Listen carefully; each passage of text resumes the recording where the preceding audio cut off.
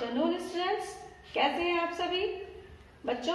कल की क्लास में, इसके पहले जो आपकी क्लास ली गई थी यानी कि सैटरडे की क्लास में, आप लोग को डायरेक्ट एंड इनडायरेक्ट स्पीच यानी कि प्रत्यक्ष और अप्रत्यक्ष भाषण के बारे में बताया गया था कि ये क्या होता है, जिसमें आपको मैंने क्लियरली ये समझाया था कि डायरेक्ट स्पीच किसे कहते हैं और इनडायरेक्ट स्पीच किसे कहते हैं।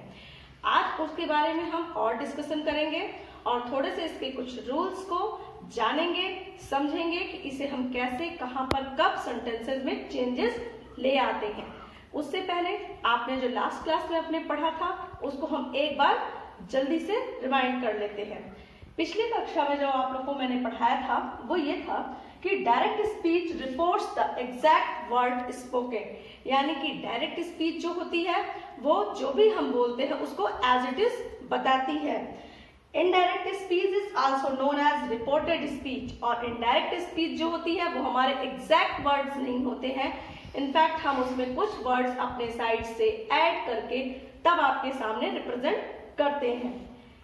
It's purpose is to report exactly what was said by someone by using question marks, यानी कि डायरेक्ट स्पीच में किसी के द्वारा क्या कहा जा रहा है उस स्टेटमेंट को हम क्वेश्चन मार्क के थ्रू एज इट इज उतारते हैं, जबकि इनडायरेक्ट स्पीच में it's purpose is report on what someone said in the past. इसमें यह बताया जाता है कि कोई भी व्यक्ति जिसने वो स्टेटमेंट कही है वो पास्ट में अगर बोलता तो किस तरह से उसे रिप्रेजेंट किया जाता।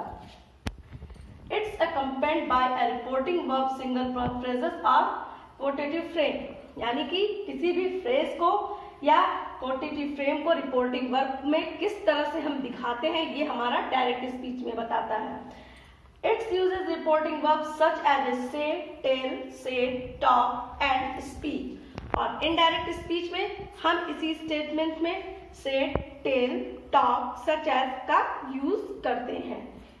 लास्ट आपका था you will keep the word tense the same in the quotation.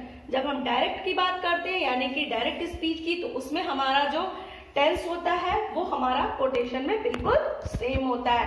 But जब हम इनडायरेक्ट की बात करते हैं, normally you will change the verb tenses where using indirect speech. जब आप इनडायरेक्ट स्पीच यूज करते हैं तो नॉर्मली आप टेंसेस को अपने चेंज करते हैं, उसकी जो डिमांड होती है, जो उसकी रूल्स होते हैं उसको हम आपको आगे बताएंगे, उसके अकॉर्डिंग उसको हम डायरेक्ट से इनडायरेक्ट में कन्वर्ट करते हैं। चलिए, ये तो रही हमारी पिछली कक्षाओं की। अब हम आगे बात करते हैं कि नॉर्मली हमारे नरेशन में यानी कि हमारे डायरेक्ट एंड इनडायरेक्ट स्पीच में क्या क्या चेंजेस और कब होते हैं। स्टार्ट करते हैं। यहाँ पे आपको हम बता रहे हैं डायरेक्ट स्पीच और रिपोर्टेड स्पीच। जो मैंने आपको बताया कि डायरेक्ट स्पीच में कुछ हमारे प्रोनाउंस होते हैं सेंटेंसेस में, वो प्रोनाउंस जब हम उसको कन्वर्ट करते हैं इन्वर्टेड इनडायरेक्ट स्पीच में तो वो क्या हो जाते हैं। इस पे आप ध्यान दीजिएगा और आप कोशिश करिएगा कि इस पॉइंट को कहीं भी नोट कर लीजिएगा। ये आप अगर अपनी बुक्स को देखेंगे, किसी भी, आप इसके लिए अपने रिसोर्स में कोई भी बुक्स ले सकते हैं, किसी भी ग्रामर की बुक्स को आप उठाएंगे। इनफैक्ट आप हाई स्कूल, इंटर या फिर उससे भी छोटे क्लासेस की बुक्स को अगर आप उठाते हैं ग्रामर की, तो आपको ये सारी चीजें वहां पे अवेलेबल मिलेंगी। फिर भी मैं आपको एक बार इसको बताती हूँ, आप इसको ध्यान से सुनिएगा। किसी भी प्रोनाउन को जब हम इनडायरेक्ट स्पीच में चेंज करते हैं तो उसमें अगर हमारा प्रोनाउन आई है तो वो इनडायरेक्ट में आपका रिपोर्टेड स्पीच करते समय ही या सी में चेंज होता है। वी जब हम यूज करते हैं यानी कि हम की बात करते हैं तो वो आपका जब इनडायरेक्ट स्पीच यानी कि रिपोर्टेड स्पीच में जाएगा तो वहां पर उसकी चेंजिंग हो जाती है दे। नेक्स्ट आपका है यू के साथ है, यू को आप एज यू की तरह रख सकते हैं, या पर आपके सेंटेंस की जैसी डिमांड होगी उस डिमांड के अकॉर्डिंग ही, सी, दे, हिम, हर, देम। फिर से सुनिएगा, यू को हम एज इट इज भी रख सकते हैं, अन्यथा अपने सेंटेंस के डिमांड के अकॉर्डिंग भी हम इसको रखते हैं। उसमें आपके जो चेंजिंग होंगे वो होंगे ही, सी, दे, हिम, हर, देम। इस तरह से हम यू को चेंज करते हैं। नेक्स्ट है माई होने पे आपको, आप जब रिपोर्टेड स्पीच में उसको चेंज करेंगे तो वो आपका हिज या हर में चेंज होगा। नेक्स्ट आपका है अवर। आवर हमेशा आपका देयर में चेंज होगा। ध्यान रखिएगा, देयर और दियर में अंतर होता है। आपका आवर जो होगा वो THEIR दियर में चेंज होगा, ना कि THERE में। इस चीज को थोड़ा ध्यान में रखिएगा, क्योंकि आप लोग मिस्टेक्स इसी चीजों में बहुत होती हैं। मी, जहां पे मी की बात होगी वहां पे आपका चेंजेस होगा हिम या हर। आप जहां पे बात करेंगे योर की, वहां पे आपके चेंजेस होंगे हिज, हर, देयर। अस, जब कभी हम बात करेंगे अस की डायरेक्ट स्पीच में, तो वो रिपोर्टेड स्पीच में जाके बनता है देम, THEM, देम। नेक्स्ट है माइन। माइन आपके डायरेक्ट स्पीच से जब रिपोर्टेड स्पीच में जाता है तो वो यूज हो जाता है हिज या हर्स में। आवर्स, आवर्स डायरेक्ट स्पीच से रिपोर्टेड स्पीच में जाता है तो बनता है देयर्स, THEIRS, देयर्स। आपका योर्स वो चेंज होता है हिज, हर्स और देयर्स में। ये रहे आपके डायरेक्ट स्पीच से रिपोर्टेड स्पीच में जब हम सेंटेंसेस में कन्वर्ट करते हैं तो कुछ आपके प्रोनाउंस कैसे चेंज होते हैं, ये हमने आपको अभी एक छोटी सी लिस्ट इसकी आपको मैंने बताई है।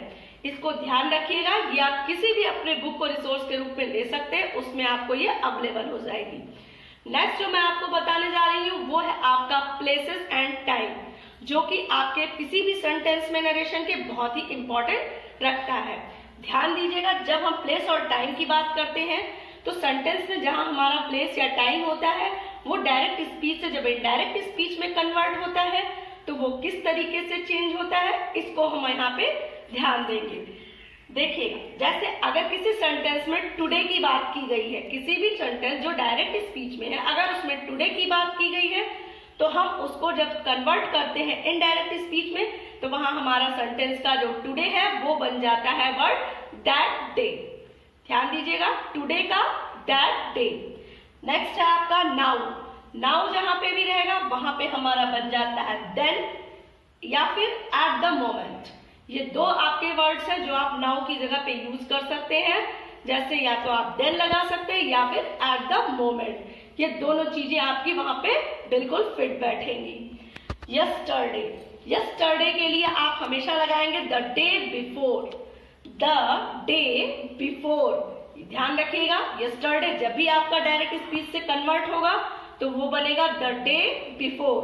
नेक्स्ट आपका है डेज एगो। डेज एगो की जगह पे आपका इन्वर्ट, जब आप इनडायरेक्ट में इसको चेंज करते हैं तो वो आपका हो जाता है डे बिफोर में। लास्ट वीक, लास्ट वीक यानी पिछले सप्ताह की बात की गई तो वहां पे आपका हो जाएगा द वीक बिफोर। इन सारे चीजों को आप नोट कर लीजिएगा, मैं इसीलिए बहुत ही आराम से इनको आपको बता रही हूँ, क्योंकि आप लोगों में से कई लोगों ने ये चीजें बताई मुझे कि आपको चार्ट्स क्लियरली नजर नहीं आ रहे हैं जो लिखे हुए हैं।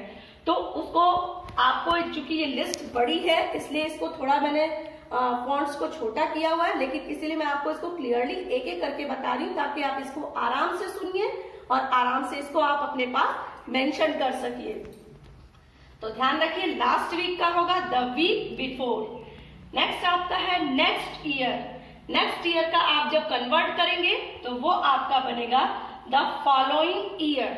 ध्यान रखिएगा, नेक्स्ट ईयर का द फॉलोइंग ईयर। नेक्स्ट आपका है टुमारो। टुमारो का हम जब बात करेंगे तो वो आपका बनेगा द नेक्स्ट डे या the following day, the next day या फिर द फॉलोइंग डे। नेक्स्ट आपका है हेयर।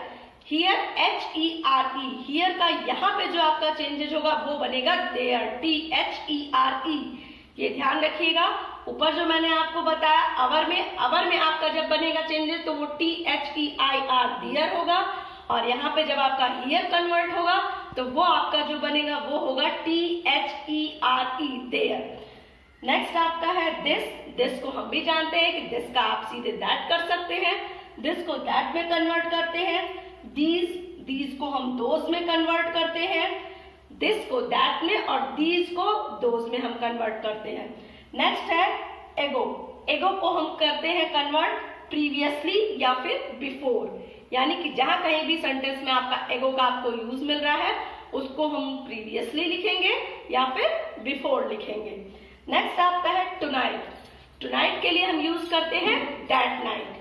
तो ये आपके कुछ चीजें हैं जिसमें आपकी डायरेक्ट स्पीच से प्रोनाउन को आप जब रिपोर्टेड स्पीच यानी कि इनडायरेक्ट स्पीच में करते हैं तो वो क्या चेंजेस आते हैं, किसी भी सेंटेंसेस के साथ आप किस तरह के चेंजेस लाएंगे, ये आपको जो अभी मैंने छोटी सी लिस्ट बताई वो है।